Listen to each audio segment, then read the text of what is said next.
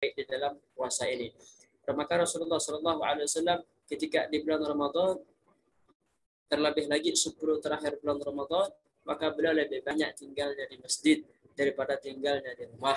Beliau menganjurkan, membangunkan, mengingatkan orang-orang yang ada di sekitar beliau, daripada istri-istri beliau, daripada kerabat-kerabat beliau, untuk menghadap kepada Allah lebih giat lagi, untuk memaksimalkan waktu di bulan Ramadan ini dengan ibadah yang maksimal. Karena Allah Subhanahu wa taala menurunkan rahmatnya dan ampunannya itu setiap waktu, bukan setiap malam atau setiap siang, akan tetapi setiap detiknya Allah Subhanahu wa taala akan menurunkan rahmat-rahmatnya. Maka hal yang harus kita laksanakan sebagaimana contohnya oleh baginda Nabi Muhammad SAW adalah dengan menghormati bulan Ramadan ini, dengan mengagungkan bulan Ramadan ini. Karena dijelaskan juga bahwasanya di dalam kitab Nuzhatul Majalis ada seorang majusi. Orang majusi, orang yang bukan Islam. Orang majusi ini kebetulan memiliki anak. Subhanallah, anak tersebut di bulan Ramadan makan di depan anaknya, makan di depan seorang muslim. Maka orang majusi tersebut marah. Wahai anakku, kenapa engkau makan di tengah atau di depan orang muslim yang sedang berpuasa? Berhentilah engkau makan, jangan kau lanjutkan. Maka anak itu pun berhenti, dan setelah beberapa waktu kemudian, subhanallah, ternyata ada seorang salihin di daerah tersebut melihat orang majusi tersebut berada di suatu tempat yang penuh dengan kenikmatan. Maka orang tersebut bertanya, wahai saudara, bukankah engkau seorang majusi? Ya, aku majusi. Tapi kenapa engkau sekarang mendapatkan kenikmatan?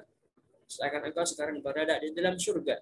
Maka orang tersebut mengatakan, ya, aku memang seorang majusi. Tapi alhamdulillah, sebelum aku wafat, Allah Subhanahu wa taala menakdirkanku untuk masuk ke dalam agama Islam karena sebab aku menghormati Ramadan dengan aku mencegah anakku makan di hadapan seorang muslim yang sedang berpuasa. Maka pengagungan kita, penghormatan kita di bulan Ramadan ini sangatlah dianjurkan. Kalaulah orang majusi, kalaulah orang yang tidak beriman kepada Allah, kalaulah orang yang tidak berpuasa di bulan Ramadan memuliakan, mengagungkan orang-orang yang berpuasa di bulan Ramadan, apakah lagi kita? Tentunya Allah Subhanahu wa taala akan membalas dengan yang sangat berlimpah, karena Allah lebih cinta, Allah lebih suka, Allah lebih perhatian kepada orang yang beriman kepadanya. Maka Rasulullah SAW menganjurkan kepada kita, salah satu ta'adzim kita di bulan Ramadan adalah dengan saling memberi orang yang lagi berpuasa. Bahkan Rasulullah menjanjikan dengan sebuah pahala yang sangat agung. Rasulullah SAW mengatakan dalam hadis riwayat Ibnu Khuzaimah, qala Rasulullah SAW, man fattara sha'iman kana lahu mislu ajrih ghaira annahu la yanqus min ujuri syai'. Yang artinya, barang siapa yang memberi makan orang yang berpuasa, maka dia akan mendapatkan pahala sama dengan orang yang berpuasa tersebut tanpa berkurang pahala sedikit pun. Bahkan Rasulullah mengatakan dalam hadis yang lain, man fattara sha'iman kana lahu maghfiratan li dhunubihi. Yang artinya, barang siapa yang memberi makan orang yang sedang berpuasa, maka itu adalah sebagai pelebur atau sebagai penghapus dosa yang dia miliki. Maka alhamdulillah telah terbentang lebar bagi kita dan telah terbuka lebar bagi kita untuk mendapatkan kesempurnaan di bulan Ramadan ini. Tinggal bagaimana kita mencari dan bagaimana kita menekuninya. Karena dengan hal tersebut akan mendapatkan puasa yang diterima oleh Allah Subhanahu wa taala. Itu saja.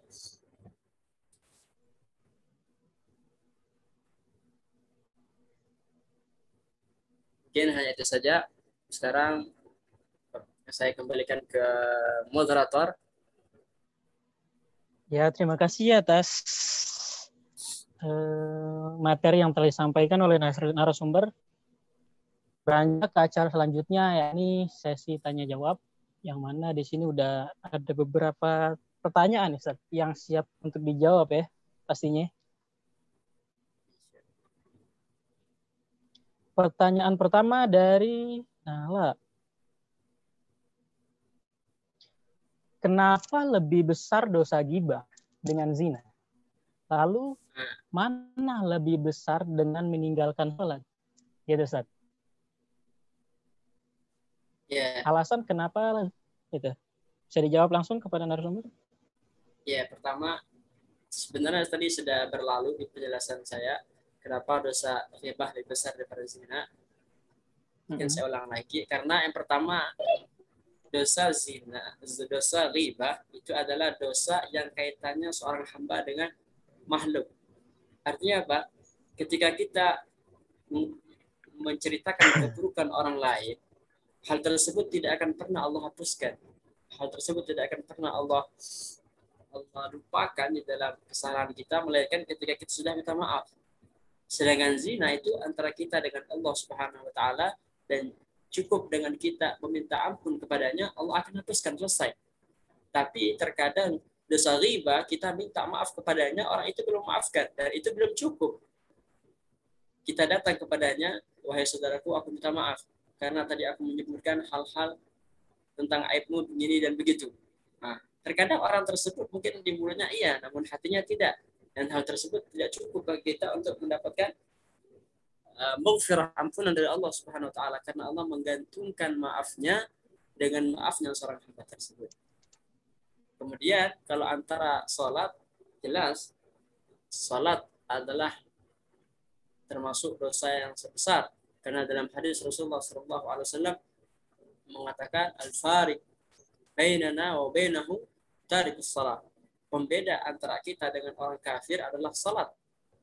Bahkan saking berbahayanya salat, Rasulullah SAW mengatakan orang yang tidak salat mereka akan dikumpulkan bersama Fir'aun, wa Haman, dan yang lainnya daripada orang-orang yang tidak beriman kepada Allah Subhanahu wa taala. Cukup. Oke, terima kasih pada narasumber untuk pertanyaan yang pertama. Jadi jelas ya. Udah kalau sholat udah pahalanya udah paling gede gitu kan. Dan juga tadi perbedaan ghibah dan zina juga udah jelas. Langsung pertanyaan kedua saat nih. Ya. Assalamualaikum Ustadz, mau bertanya, apakah menggosok gigi dan berkumur ketika hendak berwudu saat sedang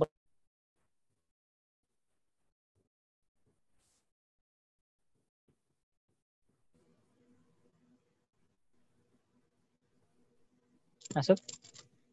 Apakah menggosok gigi dan berkumur-kumur ketika hendak berwudu saat sedang berpuasa dapat membatalkan puasa? Ya. Berkumur-kumur dan menggosok gigi di bulan Ramadan tidak membatalkan puasa. Hanya saja, bahkan bukan hanya gosok gigi. Makanya ulama di sini ketika berbicara tentang menggosok gigi, maka mereka sudah membahas. Pertama, mungkin di zaman dulu gak ada sikat gigi kan, dan juga gak ada odol. Maka ulama membahas tentang siwak. Bahkan kalau pakai siwak saja tidak dianjurkan. Ketika sudah pada istiwa atau masuk waktu zuhur, tidak dianjurkan lagi untuk memakai siwak. Ini siwak. Maka gosok gigi atau pakai odol itu tidak membatalkan selama dia yakin bahwasanya odol atau sikat gigi tersebut tidak akan masuk ke dalam perutnya, tidak akan terminum. Ya kan? Kenapa? Karena kalau seandainya kalau dia yakin hal tersebut akan terminum, sebagaimana orang yang berenang, kalau dia yakin bahwasanya orang mandi di dalam kolam atau di dalam sumur atau di dalam laut, kalau yakin bahwasanya dengan berenang dia akan masuk air ke dalam perutnya atau badannya, maka batal puasanya. Tapi kalau dia tidak yakin dan memang tidak masuk, maka tidak apa-apa. Oke, terima kasih. Lanjut ke pertanyaan ketiga. Nanya ketiga. Ustadz, bagaimana hukumnya apabila pasutri berhubungan badan di malam hari kemudian belum junub, belum mandi junub mungkin ini sampai subuh, sahkah puasanya? Langsung dijawab. Ya, apabila orang junub kemudian belum mandi dan sudah subuh, maka hukum puasanya tetap sah karena bukan termasuk syarat dan rukun puasa. Rukun puasa, syarat puasa tidak mesti orang tersebut harus suci dari hadas seperti sholat, tidak. Tapi ketika dia junub, walaupun sudah masuk waktu subuh, maka puasanya tetap sah. Cuma hanya dianjurkan dan disunahkan untuk mandi agar dapat sholat berjamaah di masjid. Oke. Pertanyaan selanjutnya, apa hukum berpuasa bagi wanita yang istihadah? Ya, istihadah itu adalah darah yang keluar dari seorang wanita karena penyakit. Bukan haid dan juga bukan nifas, akan tapi darah yang keluar karena penyakit. Tidak termasuk haid, tidak termasuk nifas. Maka bagi dia tetap diwajibkan puasa, tetap diharuskan bagi dia untuk berpuasa karena bukan darah haid atau darah yang nifas, sehingga dia tidak diharuskan untuk melaksanakan puasa. Bisa dipahami? Bisa. Pertanyaan selanjutnya dari Zuhratul Jannah. Pertanyaan saya mengenai seorang wanita yang katanya lebih baik sholat di rumah daripada di masjid. Apakah termasuk tarawih juga lebih baik di rumah bagi perempuan? Nah, itu pertanyaannya. Mana yang lebih baik bagi dirinya, antara jamaah di masjid atau munfarid di rumah? Sedangkan rumahnya masih di dalam lingkungan masjid. Seperti itu, Ustaz. Panjang. Ya, panjang lumayan. Sebenarnya yang harus kita pahami dulu hadis tersebut. Hadis tersebut tidak mutlak umum. Artinya seorang perempuan harus sholat di masjid. Bahkan di dalam hadis sebutkan perempuan lebih afdal sholat di rumah, dan lebih afdal di kamar, dan lebih afdal di pojok, dan lebih afdal tempat yang lebih sempit lagi. Bahkan di tempat yang tidak dilihat orang kecuali hanya dia saja. Maka hadis tersebut umum. Namun ada taksisnya. Teruskan apabila tidak ada hal-hal yang menimbulkan fitnah ketika dia keluar dari rumahnya, seperti misalnya kalau kita di Palestina itu orang keluar itu nggak bahaya, apalagi perempuan, karena dia akan diincar dan akan langsung dibunuh atau akan ditangkap oleh Zionis. Maka keadaan seperti itu sangat darurat, sangat mengkhawatirkan, maka tidak dianjurkan baginya. Yang kedua, fitnah misalnya ketika perempuan tersebut keluar, menjadikan orang-orang yang ada di masjid semuanya fokus ke dia. Hanya orang-orang nggak fokus ke sholat. Misalnya perempuan tersebut keluar dengan memakai harum-haruman, maka itu hukumnya haram. Kemudian perempuan tersebut keluar dari rumah dengan pakaian yang tidak menutup aurat, maka hukumnya haram. Maka selama dia keluar dari rumah, kemudian dia tidak menjadi sebab fitnah, maka tidak apa-apa. Akan dianjurkan. Karena di situ ada syiar-syiar di dalam masjid dan lebih mudah bagi kita untuk mendapatkan sholat yang diterima karena berjamaah. Dan di rumah banyak sekali godaan, apalagi di zaman sekarang. Enak banget, Sat. Kayak pertanyaan selanjutnya ini ada, saya tidak tahu kalau bolong puasa ternyata harus dikodok. Sekarang saya baru tahu apa yang harus saya lakukan. Ayo lo, ngapain kan? Bingung kan? Kasih tahu, kasih paham, Sat. Kasih paham. Iya, dikasih paham nih. Ya, pertama, orang yang nggak berpuasa, tahu nggak tahu, ya harus mengulang puasanya, harus mengulang puasanya. Sama seperti di Indonesia. Peraturan di Indonesia ini, orang yang meminum khamr, orang yang membunuh, hukumannya misalnya di penjara. Cuman dia nggak tahu, akhirnya dia membunuh orang, ditangkap sama polisi. Wahai Bapak, kami akan menghukum Anda masuk ke dalam penjara. Oh Pak, mohon maaf Pak, saya nggak tahu Pak, kalau seandainya membunuh itu hukumannya akan di penjara. Pertanyaannya, apakah polisi tersebut akan memaafkan? Oh ya nggak apa-apa karena aku nggak tahu. Maka jawabannya tidak. Maka siapa orang yang tidak tahu bahwasanya makan itu bisa membatalkan puasa atau karena nggak tahu puasa, maka dia tetap harus mengkodok namanya. Maka dia harus mengganti puasa tersebut di Syawal. Harus diganti. Cukup demikian. Oke, lanjut Ustaz. Masih banyak kayaknya nih pertanyaannya. Kita jawab semua, masih ada waktu soalnya. Ustaz, pendapat Ustaz tentang orang yang suka numpuk-numpuk ibadah ya, semisalnya baca Quran. Cuma di bulan Ramadan aja. Terus mentang-mentang tidur ibadah, sebuah pada alasan tidur kan ibadah. Gitu kan. Mohon pendapat Ustaz. Masuk suara saya?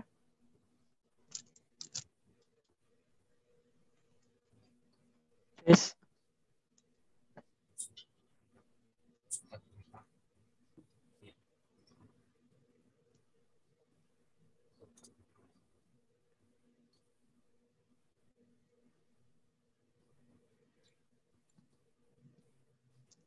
Dengarkan.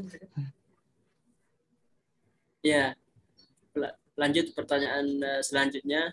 Bagaimana pendapat Ustaz tentang bahwasanya seseorang hanya continue atau baca Quran di bulan Ramadan saja, kemudian di luar bulan Ramadan dia tidak baca Quran lagi, dan di bulan Ramadan mentang-mentang tidur itu ibadah, ya udah hanya dia tidur melulu, nggak ibadah kepada Allah Subhanahu wa taala. Maka jawabannya adalah Quran diturunkan oleh Allah Subhanahu wa taala bukan hanya sekedar dibaca dan bukan hanya sekedar untuk hiasan di bulan Ramadan. Bukan, akan tapi Al-Quran diturunkan untuk dijadikan sebagai petunjuk, sebagai dalil, atau sebagai kompas untuk seorang mukmin ini bagaimana caranya meniti jalan kehidupan ini sehingga selamat. Karena semua dijelaskan, jelaskan kata Allah SWT mengatakan, ma farratna fil kitab min syai', tidak ada satu hal pun di dalam Al-Quran melainkan semuanya aku sudah jelaskan. Maka kalau seandainya hanya bulan Ramadan saja kita sibuk baca Al-Quran, kemudian di luar bulan Ramadan kita tidak membaca Al-Quran, alangkah sangat ruginya, alangkah sangat sayang, alangkah sangat disayangkannya. Karena Ramadan memang bulan Al-Quran. Nah, kita harus ketahui Rasulullah SAW mengatakan afdalu ibadati ummati qiraatul Quran. Sebaik-baiknya amalan ibadah hambaku adalah membaca Al-Quran. Kan terus mengatakan juga iqra al-Quran fa innahu ya'ti yaumil qiyamah syafi'an ashabi. Baca Al-Quran karena dia akan datang memberi syafaat di hari kiamat. Kemudian yang kedua, hadis tentang naumu sha'im ibadah. Tidurnya orang yang berpuasa itu ibadah. Bukan tidurnya tidur yang kita pahami, ya udah hanya tidur nggak sholat, akhirnya nggak tidur, akhirnya nggak baca Quran, bukan. Akan tetapi tidur di situ tidurnya orang yang fasik. Ya, ini orang yang kalau bangun dia akan berbuat dosa, maka lebih baik bagi dia tidur. Maka no musaim ibadah, tidurnya orang yang berpuasa itu lebih afdol dapat pahala di bulan Ramadan adalah untuk orang-orang yang ketika bangunnya itu berbuat dosa. Maka tidak umum hadis tersebut. Maka kita misalnya tidur di bulan Ramadan karena kecapean beribadah, tidur karena istirahat supaya badan kuat lagi untuk membaca Quran, untuk sholat, untuk taraweh, maka disitulah nilai ibadahnya. Tapi kalau tidur sengaja dari pagi sampai asar, tidak ada tidur, tidak dijadikan untuk ibadah, tidur hanya tidur begitu saja, menghabiskan waktu, maka tidak nilai ibadah. Karena ibadah didapatkan dengan niat, ibadah pahala didapatkan dengan niat, dan ibadah dikaitkan dengan syariat agama Allah Subhanahu wa taala. Cukup insyaallah bisa dipahami. Bisa. Lanjut ke pertanyaan selanjutnya nih. Tentang vaksin. Sekarang kan banyak vaksin tuh ya. Apakah disuntik vaksin membatalkan puasa gitu? Gimana? Apakah disuntik vaksin itu membatalkan puasa? Oh, suntik Ya. suntik, berbicara tentang suntik, maka di dalam kitab Fathul Qarib Al-Mujib dijawab bahwasanya suntik ada dua hal. Ada suntik yang memberi tujuan untuk memberikan energi pada badan, sehingga suntikan tersebut akan mewakili makan dan minumnya. Maka hal ini membatalkan puasa. Akan tetapi suntikan yang tidak memberi energi sehingga menjadi wakil atau sebagai ganti dari makan dan minuman, maka tidak membatalkan puasa. Seperti karena dia sakit hanya untuk obat saja, maka tidak membatalkan puasa. Seperti vaksin juga, maka tidak membatalkan puasa. Oke, Ustaz. Pertanyaan selanjutnya, apakah ketika seorang wanita yang sedang istihadah itu boleh berlama-lama di masjid, contohnya baca Quran dalam beribadah itu. Contohnya bertadarus Quran dalam masjid gitu. Ya.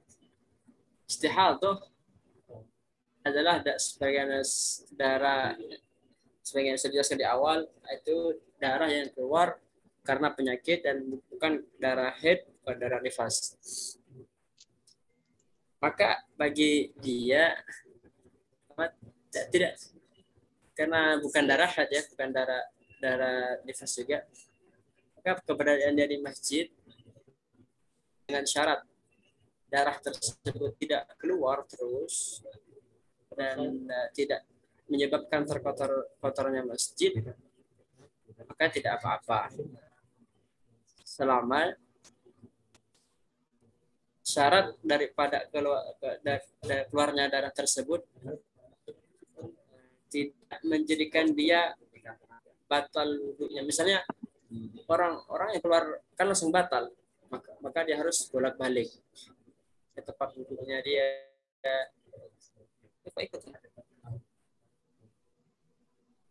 Kemudian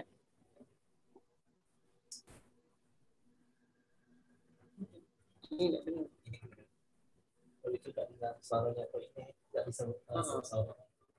Ini di setting emang nggak masuk, jadi dipakai buat dengerin.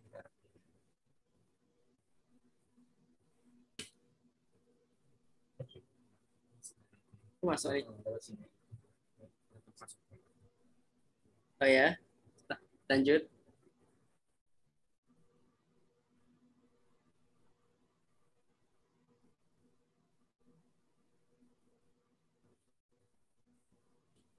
Ya, Ustaz. Putus. Gimana? Selanjut. Ya. Oh, yang tadi udah kelar, Ustaz. Nah ya. Oke. Nah, jadi hukumnya bagi jadi anak ngomong nih masuk ya. Oh, suara dia masuk. Jadi nggak bisa.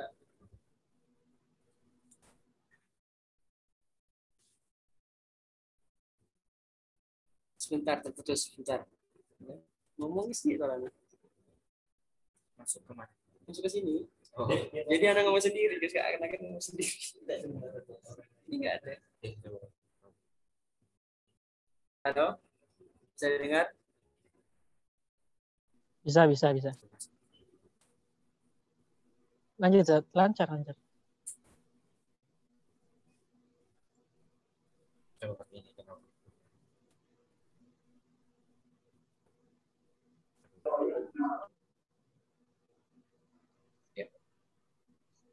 Ya. Lanjut. Oke.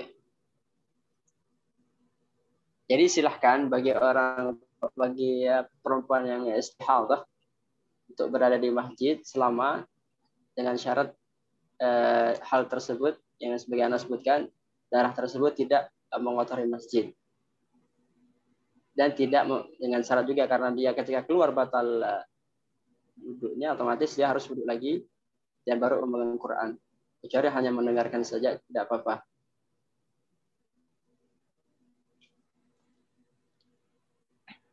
Oke, pertanyaan selanjutnya, Sat. Kemut, Sat. Ya, selanjutnya. Pertanyaan selanjutnya, Ustaz, hukumnya nyobain masakan selagi puasa gimana ya? Kalau masak untuk porsi banyak, otomatis nyobainnya berkali-kali, apakah boleh? Emang harus berkali-kali juga. Hukum mencoba makanan ya, apabila tidak sampai kepada tenggorokan, hanya lidah saja, sebatas lidah, coba asin atau manis atau masam misalnya, maka tidak apa-apa, makruh saja selama dia tidak sampai tenggorokan. Tapi kalau sampai ke tenggorokan otomatis batal puasanya. Kemudian pertanyaan selanjutnya, Ustaz, Anda mau bertanya, terhitungnya seorang wanita wajib qodho, ya, wajib qodho puasa. Kita tidak ngebahas sholat soalnya. Qodho puasa itu bermula setelah balik atau bagaimana, Zat?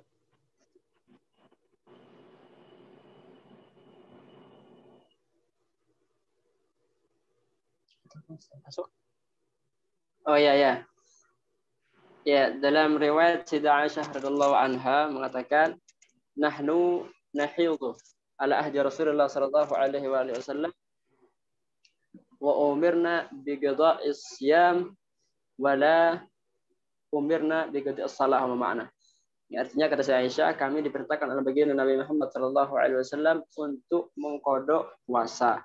Namun kami tidak diperintahkan untuk mengqadha salat.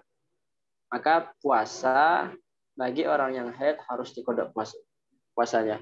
Namun sholat ketika dia haid maka tidak diqadha sholatnya. Kemudian maaf Sat, pertanyaannya kayaknya bukan itu deh. Pertanyaannya hitungnya seorang wanita wajib qadha itu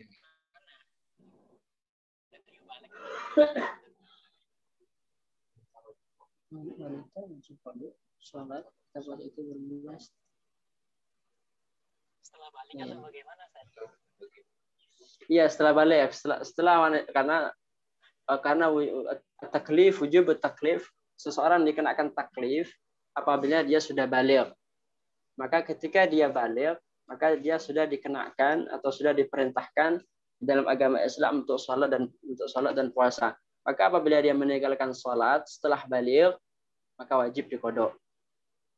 Atau dia meninggalkan puasa setelah dia balik, maka dia juga harus mengqadha puasanya. Ya, dari setelah balik betul.